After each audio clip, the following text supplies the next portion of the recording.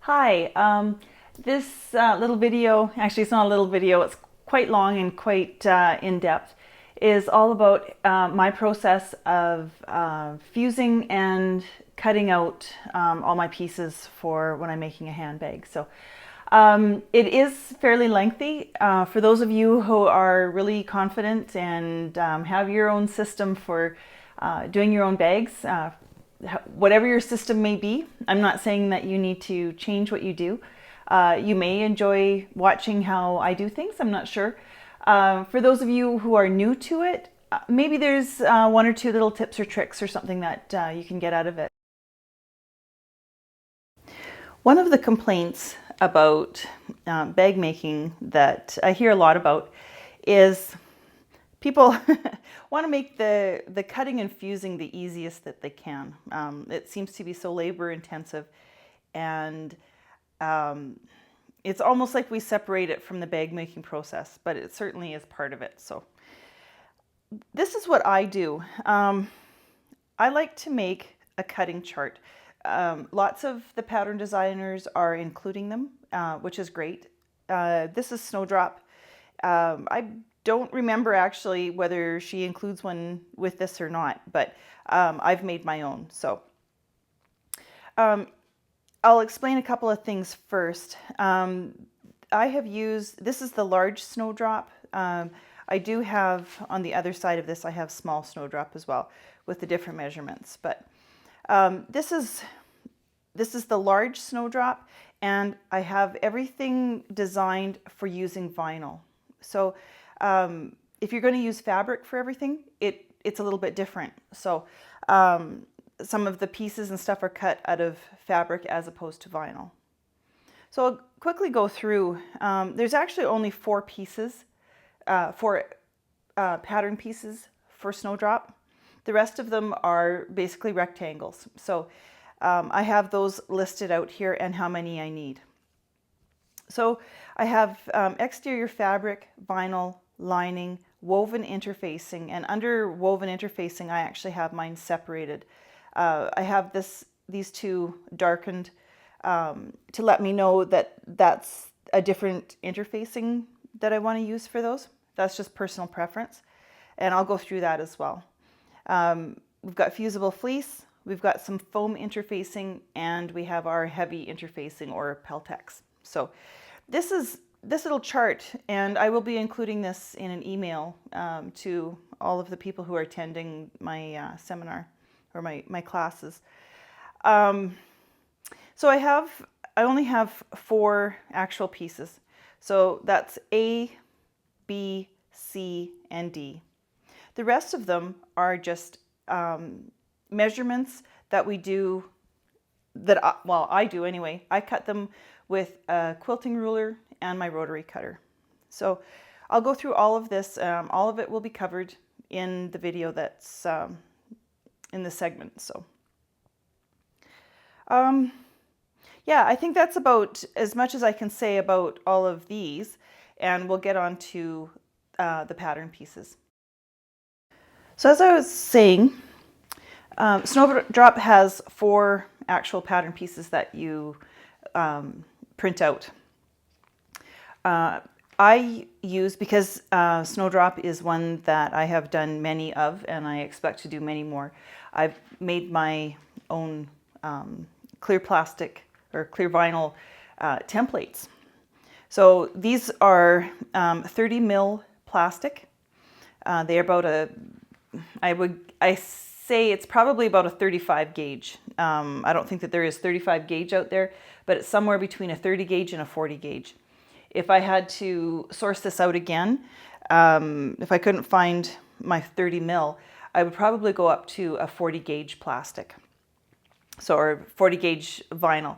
It's a marine vinyl. That's probably where you would find it the most readily, is upholstery suppliers for making like tarps and stuff like that for boats and things like that. So here in Edmonton, I get mine from J. Ennis. They are a upholstery wholesaler. That's who they are. You do have to have a business though to order from them. So I'm just going to set that aside and I'll show you my pattern piece. Now I'm going to explain this. This little gap in here is nothing. It literally is nothing more than a way of me being able to fold up my pattern pieces and store them. I put them in little binders in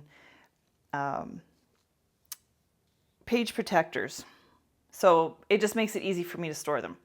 Now this is a 1/4 inch gap in here. The pattern piece itself is exactly the same size as what it's supposed to be, like the original. I've just trimmed off an 1/8 of an inch off of each pattern piece, and that gives me a 1/4 inch to put the tape in. Now when you print your pattern pieces off, if you don't have a paper pattern, then what you're going to have is these two pieces, and you will attach them or tape them together at the seam. This one is placed on the fold of your fabric. Now, my personal preference is I like full-size patterns, so I print off the additional ones and piece it all together so that I have a full-size pattern. So this one, this is main panel A. This is the outside. It has all of the information here that you would need. But again, I go by my cutting chart. The next piece is the lining. And again, I have my vinyl templates that I make. And so this again, you would have, normally you would just have these two pieces. I have printed additional ones off and pieced it all together. And the bottom, now this one I usually use leather or vinyl. So, and these ones can be cut. I have written, and they're written on the pattern pieces as well. This one is 14 3/4 by 5 3/4. So this can be cut with your ruler and rotary cutter as well. And we have the side panel as well. Same thing. It's 5 3/4 by 10 3/4.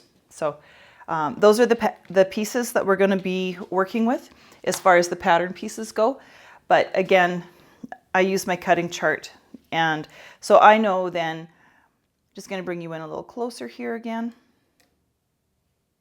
I know for myself that this is everything that I need from my exterior fabric, my vinyl, my lining, my interfacing, and the other stabilizers as well.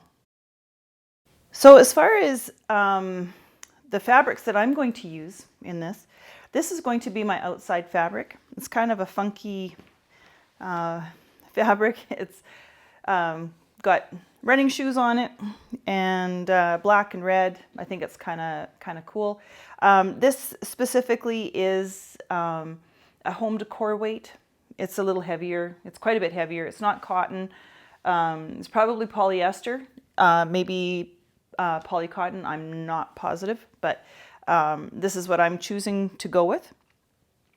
Now I am going to use vinyl. So I have this black vinyl. It's got a really neat texture to it. It is very soft, and that is really important in picking vinyl for your project. If you go with too stiff or heavy of a vinyl, it makes it very difficult to turn the bag.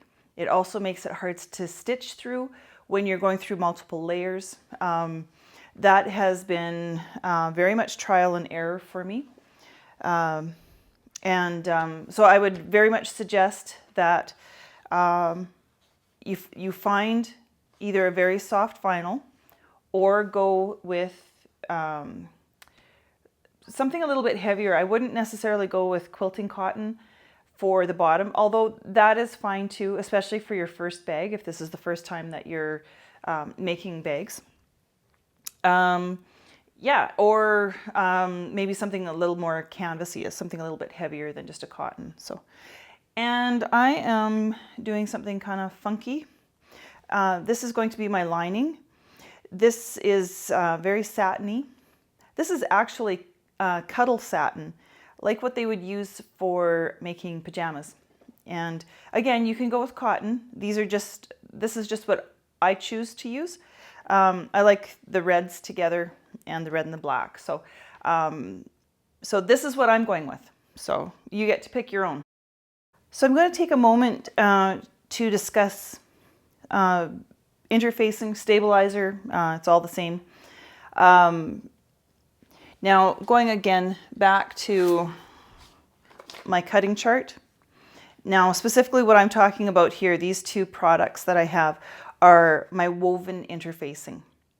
There's also fleece, that's a different product, foam interfacing, and the Peltex. Now all the products that I'm going to be using are available from Sewing with Class in Stony Plain. So we can you can purchase all of this directly through Melinda. There's two different ones that I use. I have, with my experience, I do not care for the non-woven interfacing. I like to keep things simple. Instead of having a whole bunch of different kinds and weights of interfacing, I have one kind of interfacing in two weights. So I use only woven. Yes, it's a little bit more expensive, so if budget is an issue, then for sure look at some non-woven as well. This first one that I'm going to show you, this would be the equivalent of what you would hear SF101. That's a Pellon brand.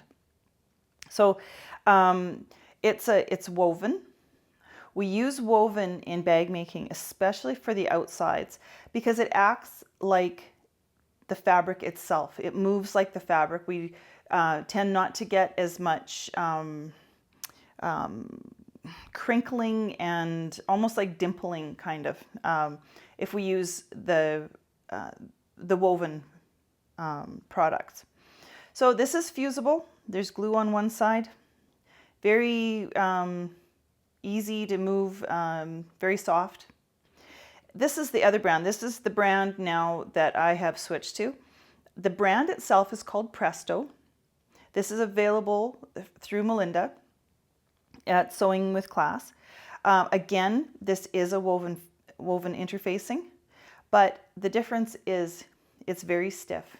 Not to the point where it's hard to work with, but if you look at the difference, this will stand up, this doesn't. This just flops around. So I use this product on the outside of all of my bags. So everything gets this. It's more firm. It gives me a nicer structure, and I like that. So this I will be using, and she has them, I believe, both the Presto. This is just called Presto in that brand, and this is the Presto Firm. So when I start talking about that, this is the equivalent of SF101, but it's called Presto. So from now on, I'm going to be using those two terms. So the Presto I use for my linings, for insides, all of that kind of stuff. The Presto Firm I use on the outside of the bags. So I'm going to go back to my cutting chart before I start with my interfacing. If you look closely, what you're going to notice, now other than there's two side ties that hold the D-rings together, those ones get no interfacing. It's just the fabric.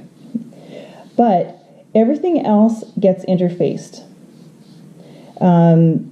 except for when it comes to the vinyl.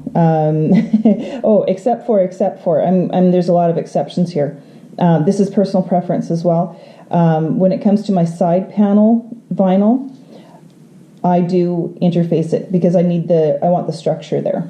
So it also gets some fusible fleece, but I still like to interface it first. The D-ring straps, the shoulder straps, and the strap connectors, those are all out of vinyl. Those don't get any interfacing. And yeah, so then we're back to just these two are just lining and interfacing. So, yeah, that's where I'm going to start. I choose, this is my preference, is I tend to fuse and then cut, and I'll show you exactly what I mean by that.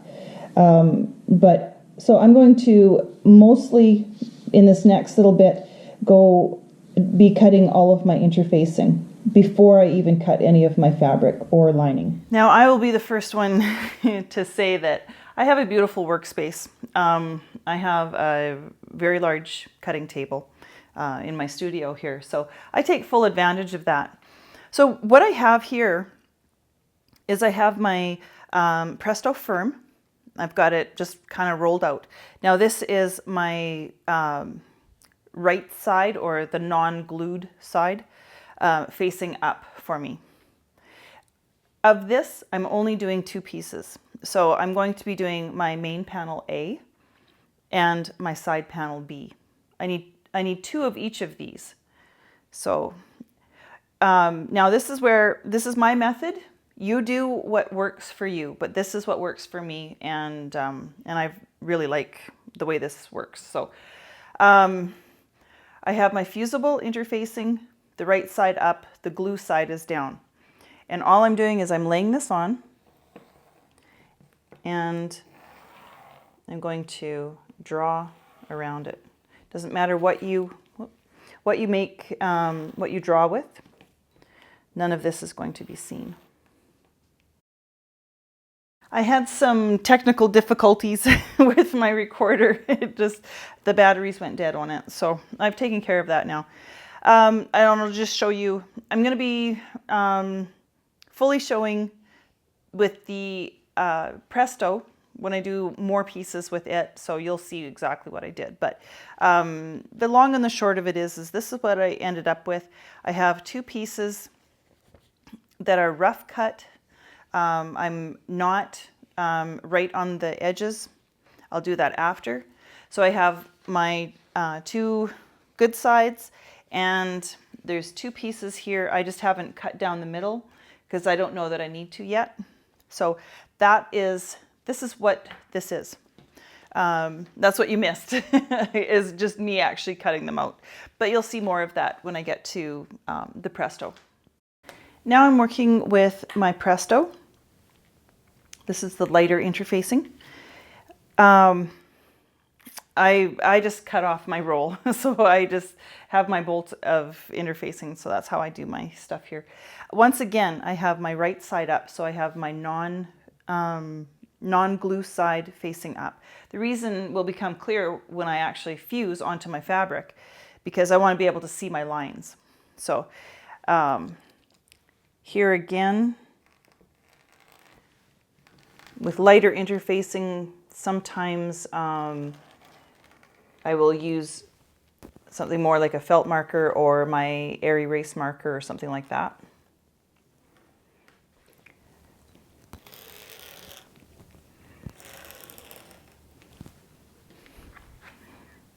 Oh, missed a couple of lines here. There we go. So there I have one, and I'm going to do the second one as well. The only other thing I have as far as pattern pieces go is my bottom piece. So that I will do as well. So right now I'm just going to draw everything out of my pattern pieces. So I've used my air erase marker. It shows up a little bit better. If I work quickly, then it won't erase on me. So these are from the actual pattern pieces. And now I'm going to have to go to, and what I do as well, I haven't done it yet, but is I just go ahead and I cross off as I have my pieces done. So I've got my lining done, and I've got my interfacing done here, and my exterior bottom piece done. Oh, I have 2 on here. So, okay, so I made a mistake as well. I actually only need 1 because I'm doing the vinyl. So I just need 1 piece. That's okay. I can just not cut that one out and continue on with my measuring and marking. Now, what you didn't see me do before was sometimes I cut with my scissors and sometimes I cut with my rotary cutter. Because it doesn't need to be precise, sometimes just my scissors are fine too. I don't really love using my rotary cutter just kind of freehand, but of course that is totally up to you how you do things. I show you what works for me, and you can continue doing what works for you, or maybe try it the way I do it and see what you like. So there's one of those. Again, I'm only going to be cutting one of the bottom pieces out.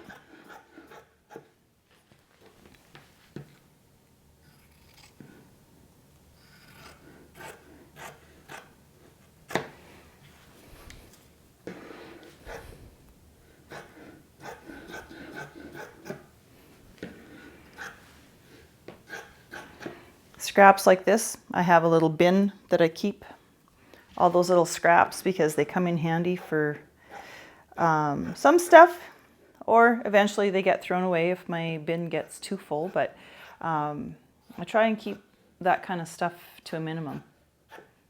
There's always little things that need to be glued together and stuff with bag making that those little scraps work very, very well.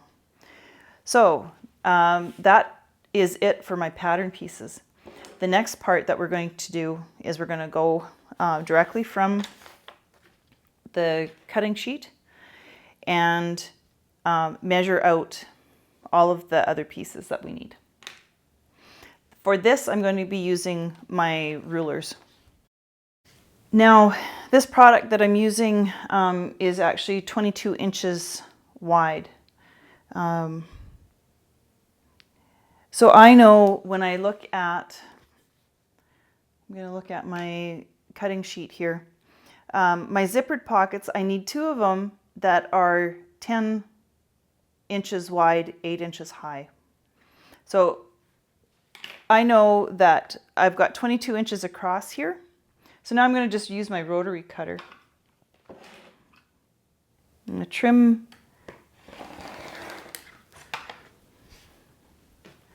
this off. Missed a couple spots here.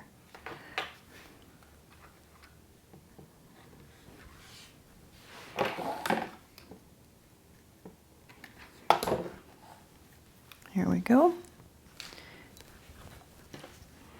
So I know because I need 20 inches wide, and I've got 22, that my next piece I'm going to be doing 8 inches. My measurement. I'm going to be going 10 and 10, and I need 8 inches this way.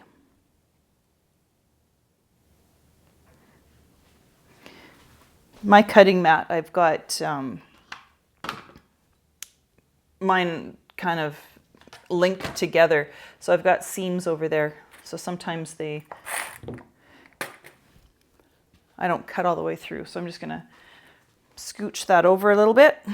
So back to 8 inches all the way across.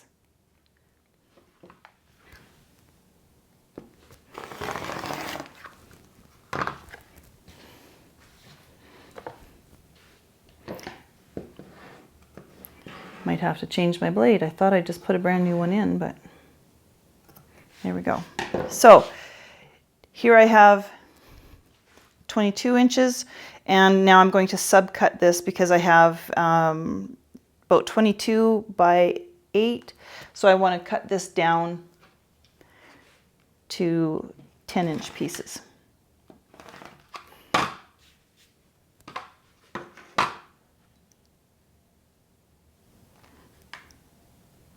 It's very important. I can't even stress enough accuracy in cutting. We don't want our pieces off because then our purses are off. So I line everything up. If you are a quilter, then you'll totally get this, making sure that things are squared. not only am I just taking, oh, well, this is 10 inches, so I'm just going to cut it. I make sure that I line up all of everything that I possibly can. I do everything I possibly can to make sure that my pieces are square. It makes a difference.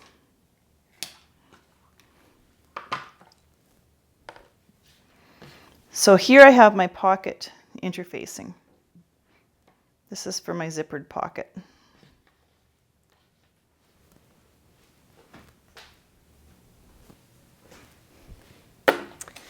And so again, I just go and you can cross that off.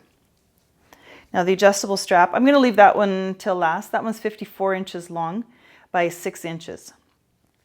This, make sure that unless you know exactly what your sewing machine is capable of and whether you have the right sliders or not. I find that if we do this in vinyl, that the strap gets too thick. We'll get into that later as well though. So for these purposes, and you can play around with that the next time you make one, but for the class, I would much prefer if we do the adjustable strap in the exterior fabric. So that's, but we can, and we'll do that one later. That one's 54 inches by 6 inches, and that can be pieced as far as our interfacing goes as well. So zipper panels, we've got 4 of them that are 12 inches long. So now for me, this is just the way that I think about it, is I need 4 of them that are 1.5 inches. So that means that if I have a piece of interfacing that is 6 inches by 12 inches, I can subcut that later. So that's going to be my next piece. And then we only have one little piece here that needs to be 2.5 by 3. So my next one that I'm working on is, and I could use a smaller ruler as well, but this one is going to be 12 inches long and 6 inches wide. So again, I'm lining up this edge and this edge. So I'm measure twice, cut once. So I'm double checking on my sheet, 12 inches, 12 inches, 6 inches.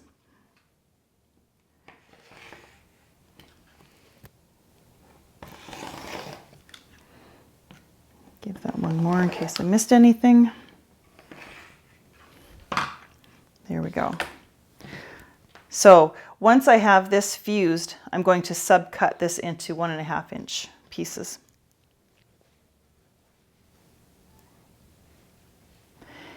And last but not least, for this stuff, oh, I need a piece that's 2.5 inches by 3 inches. So this is, again, I go over to my little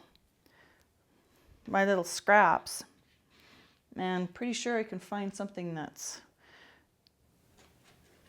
2.5 by 3.5. So this is my little 3.5 inch ruler, and oh, 2.5 by 3. So I'm gonna start off. Let's square up this edge.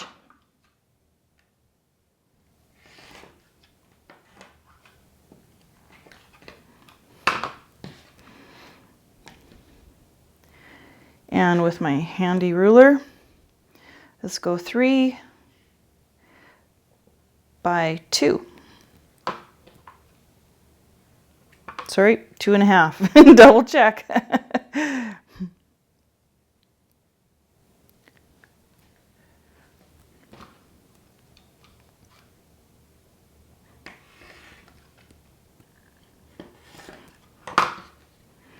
So there we go.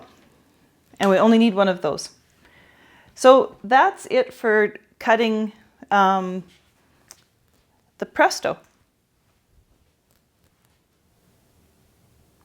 Oh, no, I'm lying. Oh boy. Okay, so now we need 54 by 6 inches.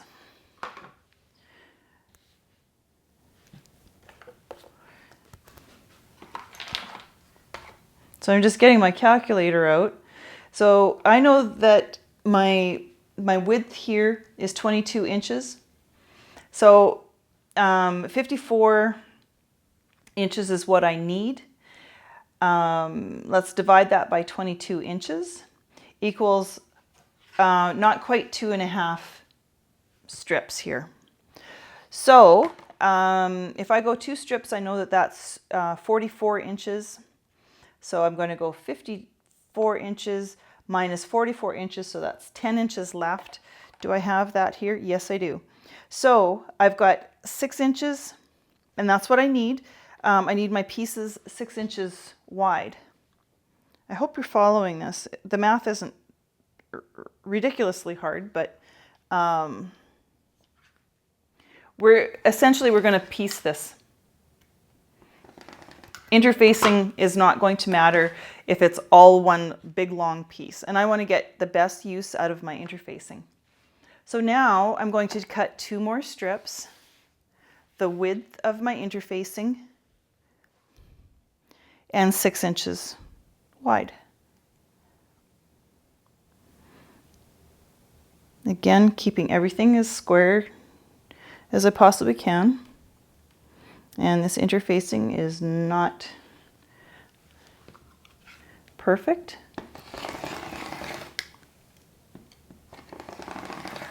There we go. So that's 1.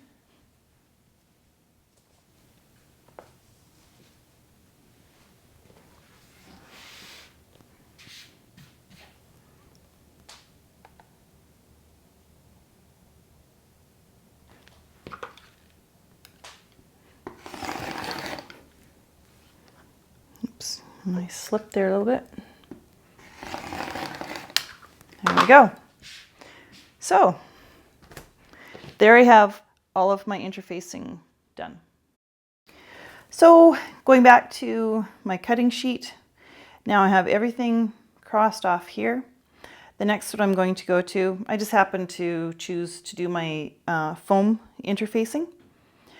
So right now I have a scrap left of this. This is my exterior bottom C, and that is right here. So I'm going to go ahead and mark this. This is non-fusible. Again, I'm going to use the felt part, just kind of works nice.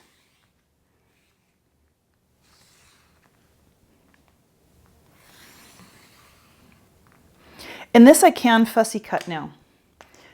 This doesn't get fused to anything.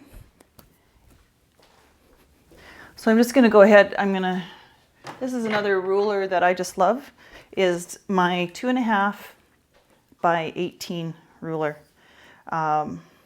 It's a very handy size, I find.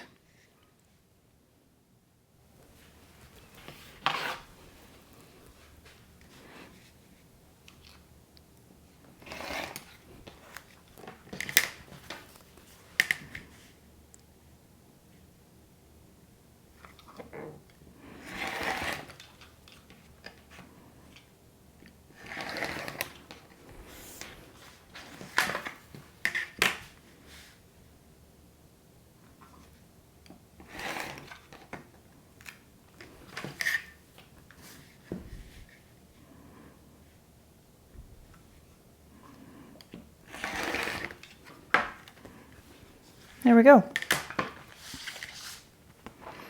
We only need one of those, so now that one is done. So that is my foam.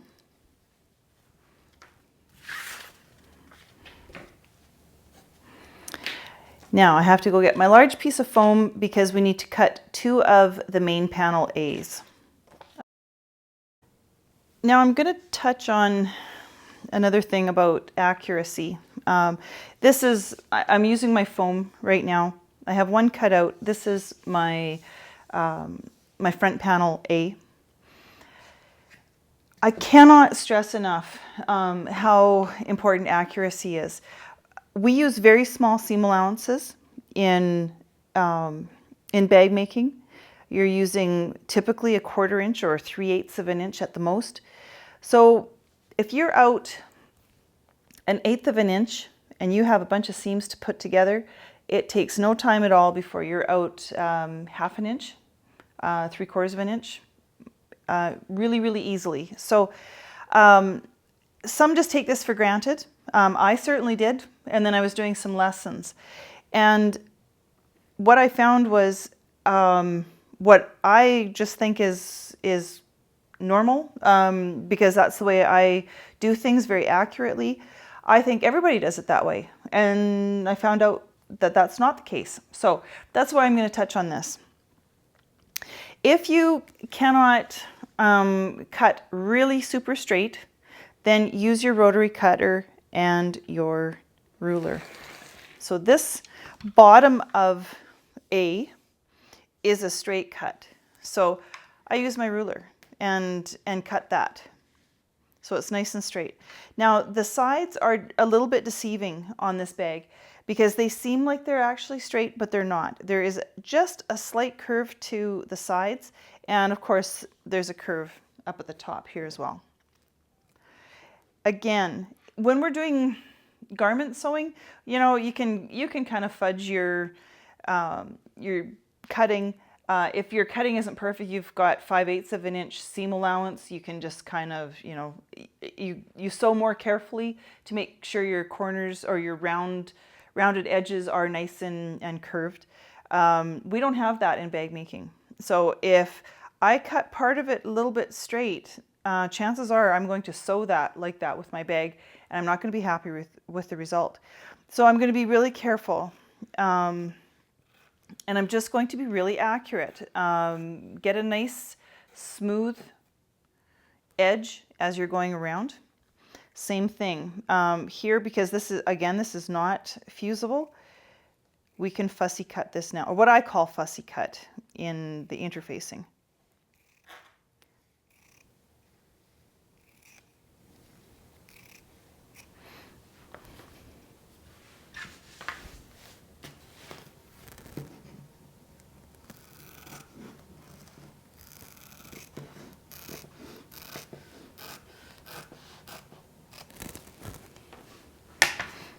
So there we go. And last but not least, we have just our fusible fleece. And this one is, this is the side panel B. You can do this however you want. Either you can just use the measurement. I have the pieces, so I prefer to do it that way. And again, just get out my ruler.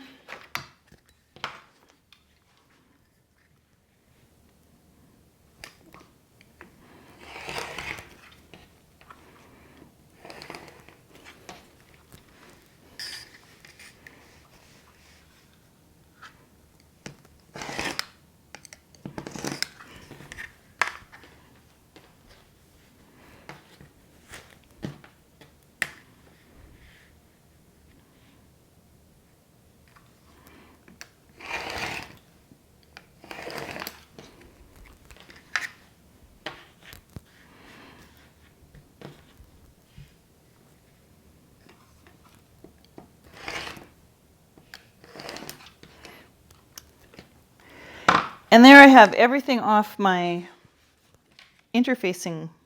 Oh, sorry, I have my Peltex. I have one more thing to do. So that's those pieces. Now I have this written right on my piece. I'm not going to use my template for cutting my Peltex. It gets trimmed back to stay out of the seam allowances. So the size that I want, it originally is 14 3/4 by 5 3/4, but because we trim all the way around, it ends up being 14 by 5. So I'm just going to use my ruler and cut a piece of Peltex that's 14 by 5.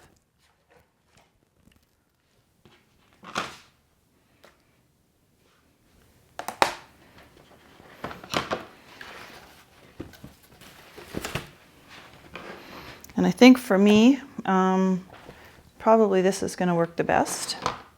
So 5 this way, oops,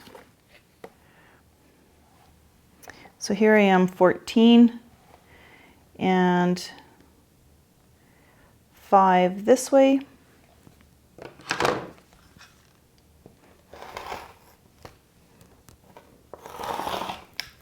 There we go.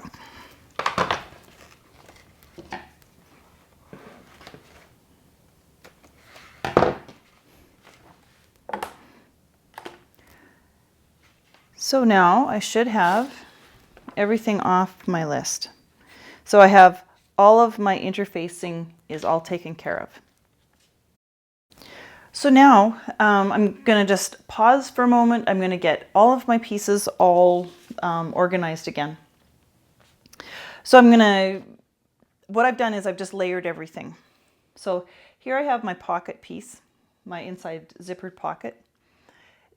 This will be subcut into the 4 pieces for the zipper panels. This is my little zipper end, or my zipper casing. This is the bottom. So what I've done is I've got my pattern piece and I've got it layered. So this is the Presto, the Peltex, and the foam, because those are all the pieces that I need for the bottom of it. This is my main panel A. I've got my Presto firm and I have my foam.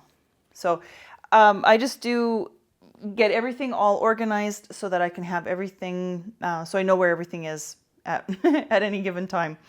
So again, my side panel B, I've got my interfacing, I've got my fleece right now.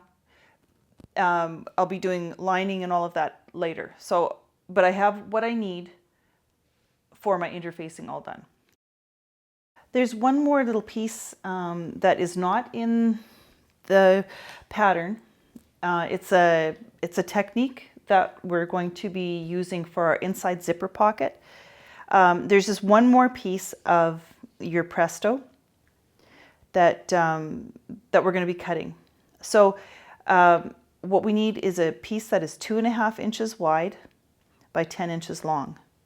Now the 2.5 inches wide, I will explain it in class. You can just trust me on the fact that it needs to be 2.5 inches wide. And whatever you're doing, we're going to be doing a finished inside pocket.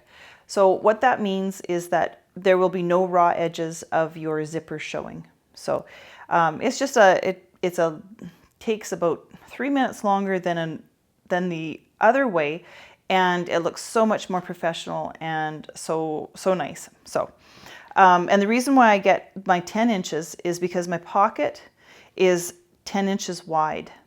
So if my pocket was 11 inches wide, this would be 11 inches wide. So no matter what size your pocket is, the width of it by 2.5 inches. So that's one piece of interfacing that we need to cut extra. And that means that I have everything all together.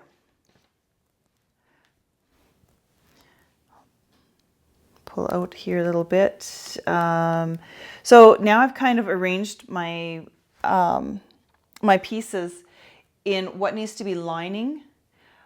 This is, again, I need to cut some more vinyl. This one, oh, sorry, this should be here. That is vinyl as well. And this is going to be my outside fabric. Oh, totally missed that. So all of these are going to be my outside fabric. So I'm just kind of organizing things again. You see my hands a lot. I'm really doing a lot of this. But yeah, just to kind of keep things organized for myself. I have my press heating up right now, and we're going to cut what we need to for vinyl. One of the things that I have done for mine is I like my side panels instead of being fabric. Now, and again, that is total personal choice. You can do them in fabric, in a coordinating fabric, or a contrasting fabric, or you can do them in vinyl as well. It makes no difference. I like the look of it, but again, that's complete personal preference, what you want to do. So here I am. I'm getting ready to work with my vinyl. So this is the back of my vinyl. And I'm going to take the pieces that I need. Again, like I said, I'm doing my side and the bottom. You can do this in pen, it doesn't matter because you won't be seeing it anyway.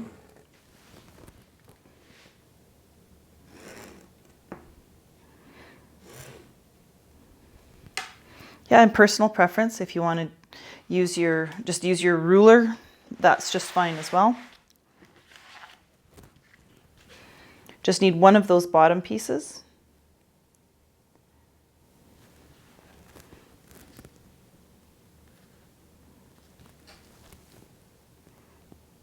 And I'm just going to mark out my 2 side pieces.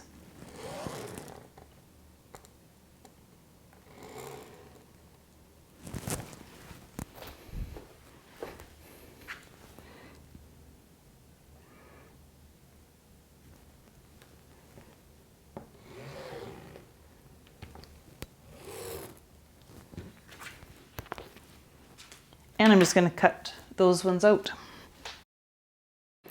So instead of putting you through all of the pain of watching me do all of this, I'll just explain what I've done. Now again, we're still working with the vinyl, but we are working on the ones that don't have pattern pieces. So just these pieces here. These 2 are my shoulder straps. Now I know, now this is just my thing. I would not suggest changing this right away. See how you like it first. I know for my arms, I'm tall, so I have long arms, and there's just a little thing that I said if I did it again for myself, I would make my straps just a little bit longer. So, but that's my personal preference. So that's why this should have been 24, add another inch, that would have been 25. I added just a little bit extra for myself.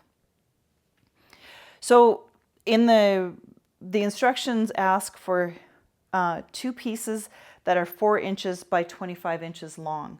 So what I started off with was my big ruler, and I went 25 inches by 8, then just subcut or put another line in at 4 inches. So that gives me my 2 pieces here. Then the next ones, we need a D-ring strap. We only need 1 of those. And we need the strap connectors. We need 4 of those. They all happen to be 2 inches by 12 inches. So that gives me 5 that are 12 inches long. So that's what I did. This ruler is 24 inches long. So I did 2 and 2 and then another shorter one. And so that gives me my 5 pieces that are 12 inches long. So now all I have to do is follow my lines and cut it out with my ruler and my rotary cutter. Then I'm done with my vinyl. So I'm just kind of waiting for my heat press to heat up. And I'll explain a little bit about this. So this is my Janome artistic press. It is the same as the Elna press. So this makes the fusing process about as easy as it can be. So what we have is this surface up here heats, and this does not. This is just like your ironing board. So what I'm going to start off with is I have my lining. Now I've organized all the pieces that I need to line or to cut lining out of, but I'm going back again to my interfacing. So I have the pieces that I need to interface, the lining that needs interfacing. These are all the pieces that I've got. So what I can do with this press is, again, I can feel which side has the glue on it. I'm going to lay that out nice and flat, and this one as well. Just going to scooch this over a little bit. No, I won't be able to move it all. So I'll just leave it like that. Oh, yeah. Okay, I'm just, sorry, I was just double checking to make sure that the grain of my fabric is going the right way. Okay, so my press is all ready to go. I'm going to explain a couple of things for anybody who is interested in what I do with how I work my press. I just take my whole piece of fabric. Now, you could do this on your ironing board as well. It's the same thing. Place your piece of fabric down and just place all the pieces that need to be interfaced for your lining. Place them all on your lining wherever you want to do it. And then just methodically just go around and make sure that everything gets fused really well. When I'm using my press and I have a large piece of fabric, I put the extra, well, that was good, back there so that it, if I need to pull, that I'm pulling forward so that I'm not bunching everything that I've just pressed. So I'm not bunching it all in the back there. So, okay, so I'm going to use my pressing cloth as well. There we go. So because there's always a little bit of glue, I find a pressing cloth keeps the top from getting all gummed up. So here we go. And there's 100 pounds of pressure on this one. So it presses down, it clamps down and puts 100 pounds of pressure on. Takes 10 seconds, gives me a beep, and lets me know that I'm ready to go. So this is all fused down. It's that quick and that easy with a press. Now I have a little corner over here that didn't get done, so I'm taking this off or pulling it back. I have another little piece here. This is that little facing. I'm going to do the exact same thing. Again, cover the whole thing up, or at least all my interfaced pieces. Pressing cloth does two things. It protects the top, but also if you have your interfacing the wrong way and you have your glue side up, it's going to stick to your pressing cloth instead of sticking to your hot surface. So this is what I'm going to be doing with all of my pieces. I'm just going to methodically do everything that needs to be lined on my lining. I'm going to do everything that needs to be done with my exterior fabric, with my exterior. And again, now it comes to the fussy cutting. So I'm going to be fusing everything the same way. Now I do my fussy cut, or again, what I call fussy cutting. If it's a straight line, I use my ruler. If it's a curved line, then I use my scissors.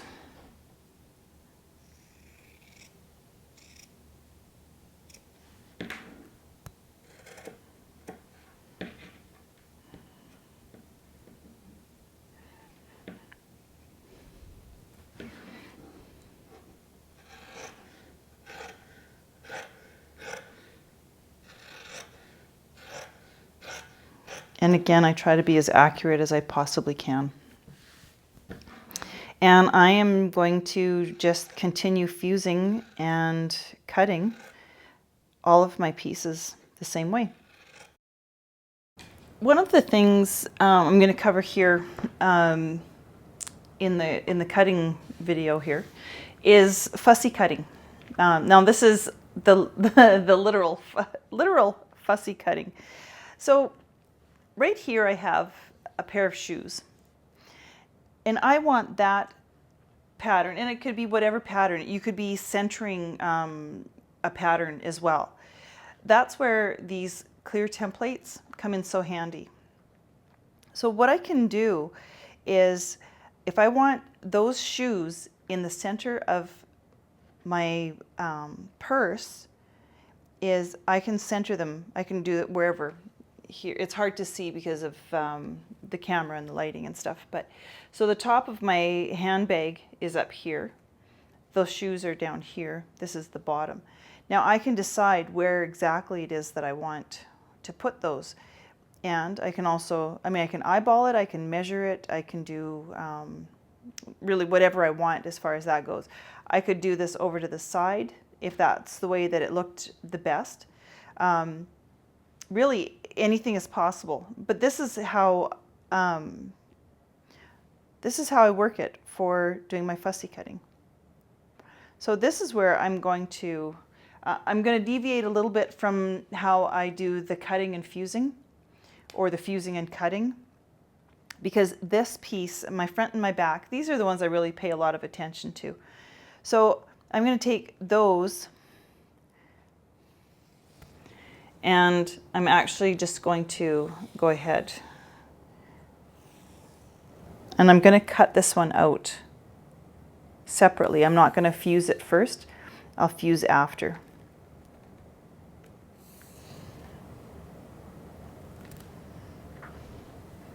So that's what I'm going to do here. So I can still see my line.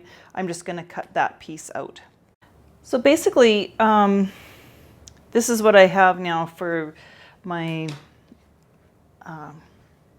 for the outside, the front and back. So I've kind of fussy cut these two shoes here and these two here. Now the only difference that I had to do, instead of fusing it onto this first and then cutting it out, I cut each one separately. So I drew out on here, cut that out, and then when I got to my interfacing, I had the lines on there, but it was just kind of rough cut out. So I went and I trimmed it off properly so that it fit just right onto my fabrics. So that completes those two. The remainder is these 4 pieces. Oops. This is for my little zipper tab end. So that will be out of my exterior fabric. That's the little piece that is 2.5 by 3. And these ones are my 4 zipper panels. So that will be out of exterior fabric as well. And then the last one is, now this is the one that's all pieced. This is for the long strap. And basically what you're going to do, I'm not going to show this because I'm going to be actually using a different fabric. I'm going to be cutting this out of the fabric that I'll be sewing with actually during the class. So, but when it comes to fusing, all I'm going to do is I'm going to butt my ends up against each other when I'm fusing it on. And even though it's not one piece, it'll be just fine. But I want to make sure my fabric is all one piece. So I think that's fairly easy to do. I've showed you kind of how I do everything else. So I think you probably should be all right with that. This one gets fused on and then it's going to be subcut into the 4 pieces. So yeah, that should pretty much take care of everything that we need for the cutting and fusing.